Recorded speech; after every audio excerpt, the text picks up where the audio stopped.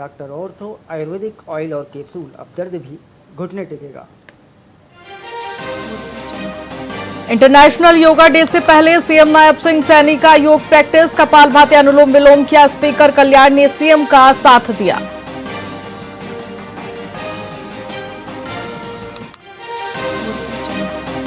सपना चौधरी ने मासूम शर्मा संग गाने से मना किया। दिल्ली शो से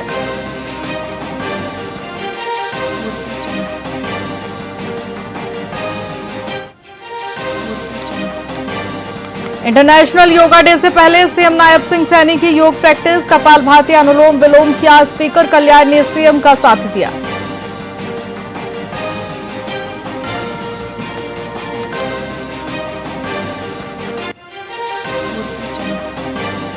सपना चौधरी ने मासूम शर्मा संग गाने से मना किया। दिल्ली शो से मना किया, साथ ही सिंगर सिर झुकाए खड़े रहे।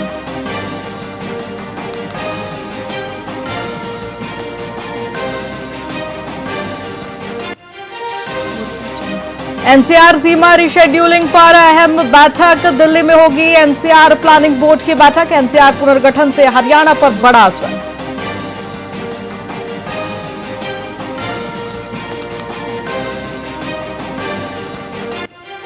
अभय चौटाला की गाड़ी में तेल डालने पर पंप ऑनर को नोटिस, कंपनी ने पेट्रोल पंप की सप्लाई रोकी। नोटिस और सप्लाई रोकने पर विवाद बढ़ा।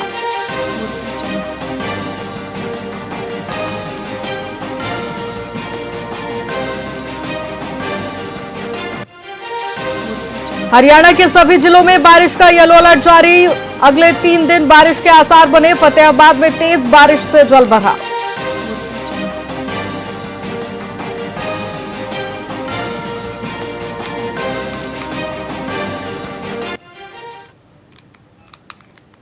नमस्कार, मैं आपके साथ खुशी गोस्वामी। वीआईपी न्यूज में आप सभी का बहुत बहुत स्वागत है। रुक करेंगे खबरों की ओर।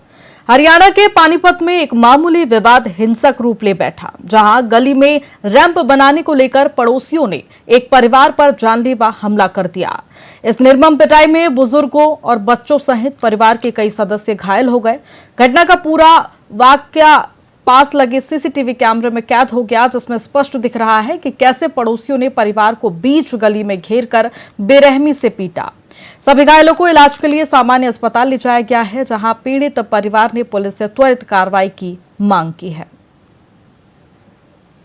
4 बजे के आसपास की अपने घर था। आज दिनांक 15 तारीख को 4 बजे के आसपास की बात है और मेरी बेटी दिल्ली में एडमिट है, जिसको टीबी है पिछले 15 दिन से। मैं और मेरी वाइफ उसके पास जा रहे थे तो मेरे यहाँ पे मिस्त्री लगे हुए थे गली में। मेरा गली टूटने के बाद रैंप बनने का काम चल रहा था, तो मेरा पड़ोसी चैनपाल, उसके पिताजी और उसका पुत्र आकर बोलने लगे, आप ये रैंप नहीं बनवा सकते। जो मेरा रैंप था अपनी गली में, मैं अपनी गली की सीमा में बनवा रहा था। जो मेरा पुराना रैंप था उससे भी छोटा बनवा रहा था मैं, वो मिस्त्री भी बता देंगे आपको।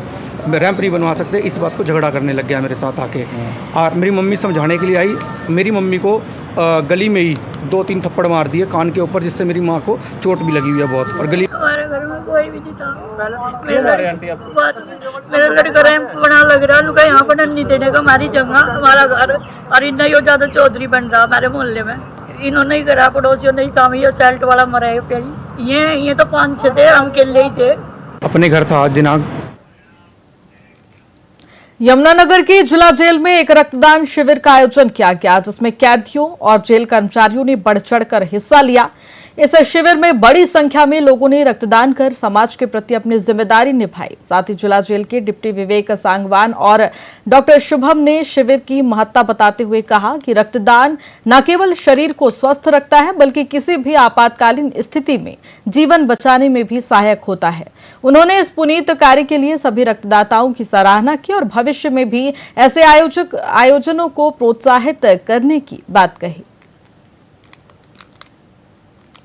कल ब्लड डोनेशन डे था। उस उपलक्ष्य में हमारे माननीय जेल डीजी श्री आलोक मित्तल जी के आदेश पर हमने आज जेल पर ब्लड डोनेशन कैंप लगाया है। जैसा कि आप देख पा रहे हैं, हमारे जेल के स्टाफ और बाहर से जो लोकल लोग हैं, ये लोग आज एक अच्छे कार्य के लिए अपना रक्तदान ब्लड डोनेट कर रहे हैं।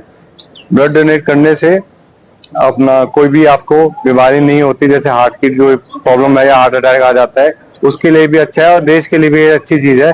इमरजेंसी में जिस तरीके से पेशेंट्स हमारे पास आते हैं, उस टाइम पे जितनी ज्यादा ब्लड की जरूरत पड़ती है, तो उसकी कमी की पूर्ति करने के लिए, और दूसरा लोगों को ये अवेयर करने के लिए भी ब्लड डोनेट करने से किसी तरीके की कोई दिक्कत नहीं होती, किसी तरीके की कोई परेशानी नहीं होती।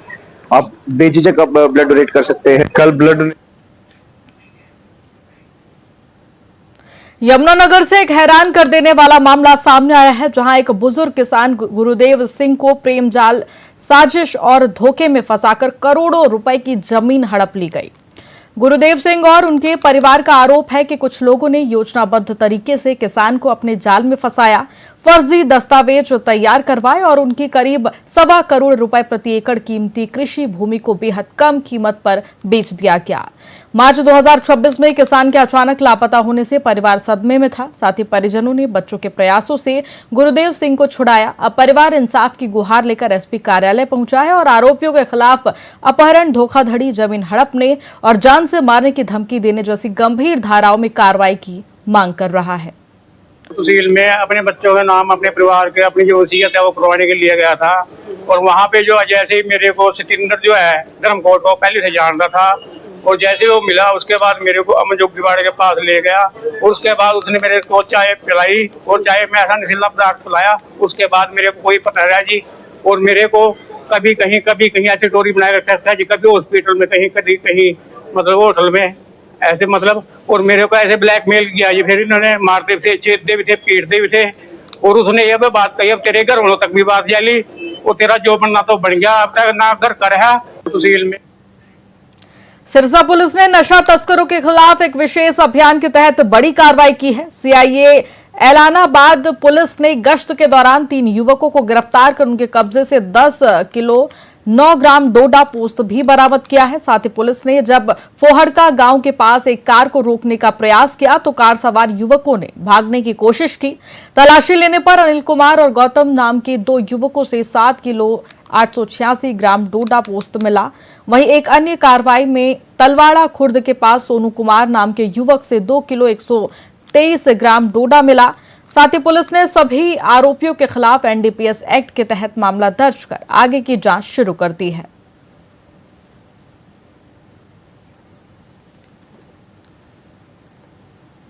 फिलहाल खबरों में इतना ही। बने रहिए हमारे साथ वीआईपी न्यूज पर। नमस्कार।